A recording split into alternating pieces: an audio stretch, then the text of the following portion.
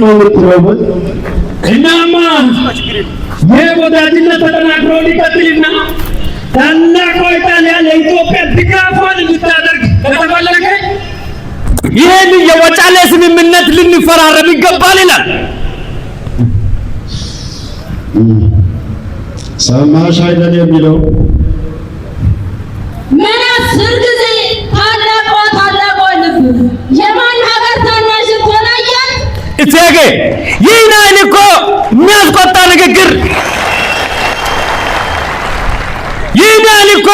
የሚያስቆጣ ንግግር አልተናገርኩም። ነገር ግን የወጫሌውን ስምምነት በሰላም ቢጠናቀቅ ይላል የጣሊያን መንግስት። ካልሆነማ የታላቋ የጣሊያን መንግስት ኢትዮጵያ ላይ ጦርነቱን ያውጃል።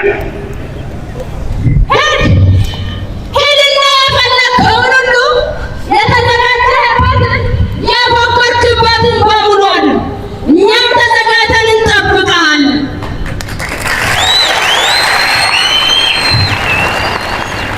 ያንተን ድነት የኔን ጣይቱ ሴትነት ያን ጊዜ እናየዋለን።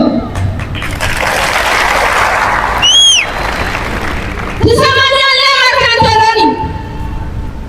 እኔ ሴት ነኝ፣ ጦርነትን አልሻም። በሀገሬ ክብር ከመጡብኝ ግን አልደራደርም፣ ጦርነትን እመርጣለሁ።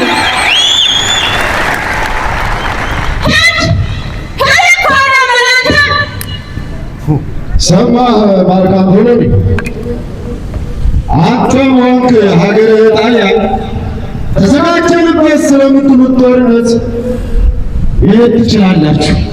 አዎ ባሻችሁ ሰዓት መምጣት ትችላላችሁ።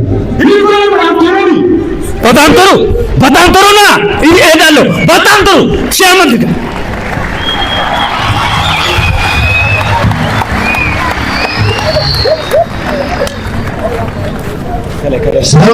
ሀገር ሆይ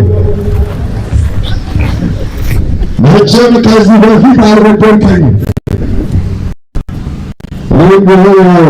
ሳምሰንግ ነው ቻለ ያስቀየምኩህ አይመስለኝም። እናም ፋሽስት ጣሊያን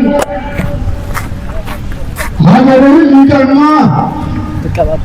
እምነትና ክብርህን ሊያዋርድ ሴቶችና ሕፃናትን ሊደፍር መጥቷልና ጉልበት ያለህ በጉልበትህ አቅም የሌለህ በጸሎት አስበኝ።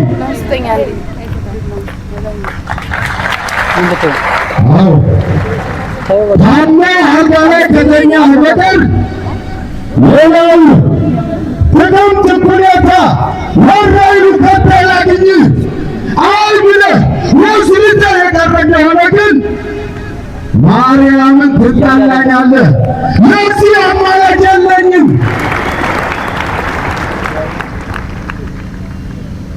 ይህንን አዋጅ ያስነግሩ።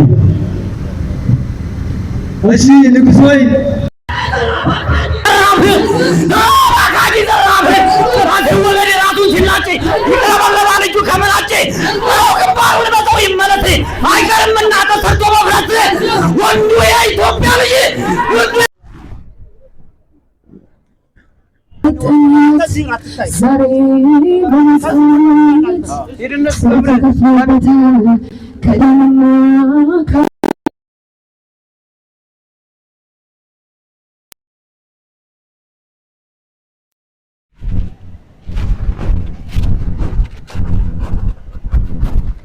እሺ እናመሰግናለን።